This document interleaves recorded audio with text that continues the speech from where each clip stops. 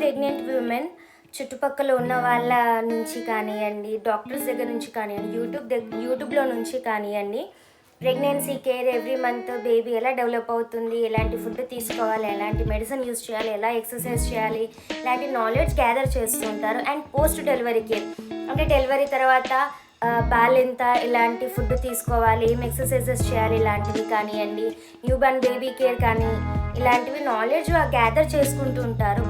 But at the time of birth మనం తీసుకోవాల్సిన important decision నార్మలా సిజరియనా కాకుండా ఇంకొక డిసిజన్ కూడా ఉంది. అదే మన బేబీకి ఉన్న అంబెలికల్ కార్డ్ గురించి అన్నమాట. సో అంబెలికల్ కార్డ్ మన ప్రెగ్నెన్సీలో అంటే బేబీ మన ఊమ్లో ఉన్నప్పుడు బేబీకి ఆక్సిజన్, బ్లడ్, న్యూట్రిషన్ అంతా సప్లై చేస్తూ ఉంటుంది.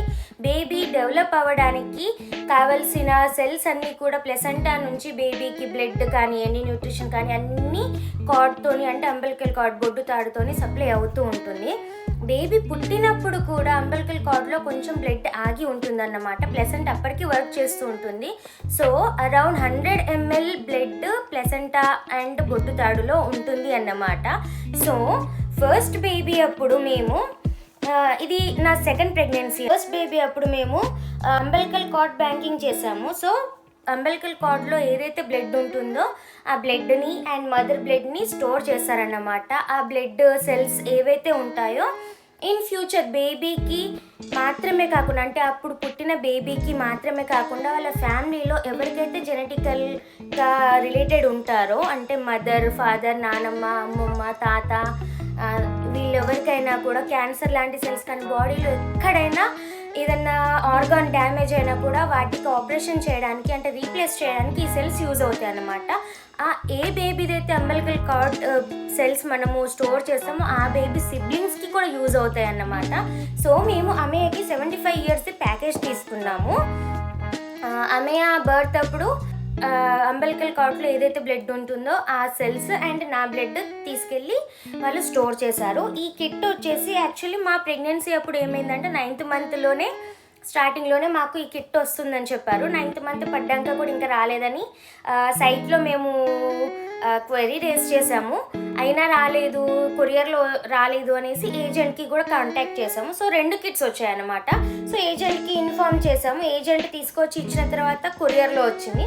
సో ఏజెంట్కి ఇన్ఫామ్ చేస్తే అది మీ సీరియల్ నెంబర్ పైన అలర్ట్ అయిపోయింది కాబట్టి వేరే వాళ్ళకి ఇవ్వరాదు, పర్లేదు ఉంచేసుకోండి అని అన్నారు. బట్ ఈ ప్రెగ్నెన్సీలో మేము లైఫ్ సెల్ అంటే మేము అప్పుడు లైఫ్ సెల్లో తీసుకున్నాము. మా కజిన్స్ కూడా లైఫ్ సెల్లో తీసుకున్నారు కాబట్టి మేము కూడా లైఫ్ సెల్లో తీసుకున్నాము. But this is my second pregnancy. ఈ ప్రెగ్నెన్సీలో మేము కార్డ్ బ్యాంకింగ్ చేయట్లేదు.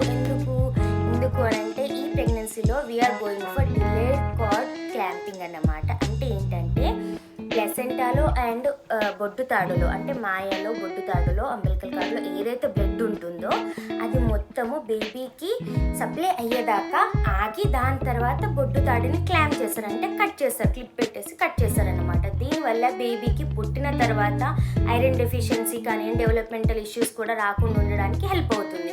ఎనీమియా అలాంటివి, ఐరన్ డెఫిషియన్సీ, బ్లడ్ డెఫిషియన్సీ ఇలాంటివి ఏం అవ్వకుండా చాలా యూజ్ అవుతుంది. అండ్ వల్ల ఫ్యూచర్ గ్రోత్కి కూడా చాలా యూజ్ అవుతుంది. సో నార్మల్ డెలివరీ కానివ్వండి, సిజరియన్ కానివ్వండి, మనం డాక్టర్కి ముందే ఇన్ఫార్మ్ చేస్తే ఒక 1 minute వెయిట్ చేస్తే వాళ్ళకి 50 ml దాకా బ్లడ్ సప్లై అవుతుంది అన్నమాట. అదే 3 minutes వెయిట్ చేస్తే నియర్లీ 100 ml బ్లడ్ సప్లై అవుతుంది. వాళ్ళకి ఎంతో యూజ్ అయ్యే న్యూట్రిషనల్ వాల్యూస్ బ్లడ్ చాలా వాళ్ళకి పాస్ అవుతుంది. ఒకవేళ మీరు మీ డాక్టర్ అంతసేపు వెయిట్ చేయలేకపోతే మిల్కింగ్ అంటారు, అంటే బొడ్డు తాటిని పట్టుకొని మిల్కింగ్ ఇలా పుష్ చేసేస్తారు, బేబీ సైడ్కి ఇలా పుష్ చేసేస్తారు. అందులో ఉన్న బ్లడ్ని పుష్ చేసేసి ఆ అంబెలికల్ కార్డ్ మొత్తం వైట్ అయిపోయాక క్లాంప్ చేసేస్తారు. లేకుంటే 3 minutes వెయిట్ చేసి ఆ బొడ్డు తాడు ట్రాన్స్పరెంట్గా అంటే వైట్గా అయిపోయేదాకా వెయిట్ చేసి క్లాంప్ చేస్తారన్నమాట. సో మనం ముందే గైనకాలజిస్ట్కి ఇన్ఫార్మ్ చేస్తే మేము ఇలా డిలేడ్ కార్డ్ క్లాంపింగ్కి వెళ్దాం అనుకుంటున్నాం డాక్టర్, డిలేడ్ కార్డ్ క్లాంపింగ్ చేయండి మా బేబీకి అని అంటే వాళ్ళు చేసేస్తారు అన్నమాట. సో ప్రెగ్నెన్సీలో వచ్చేసి మేము ఈ డిసిజన్ ఎందుకు తీసుకున్నాము అని అంటే కార్డ్ లైఫ్ సెల్ బ్యాంకింగ్ అంటే కార్డ్ బ్యాంకింగ్ వల్ల బేబీకి కానీ ఫ్యామిలీలో ఎవరికైనా ఏమైనా డిసీజెస్ వస్తే యూజ్ అవుతుంది అన్నమాట. ఇది బట్ ఈ డిలేడ్ కార్డ్ క్లాంపింగ్ ఏంటంటే ఫ్రమ్ ద బిగినింగ్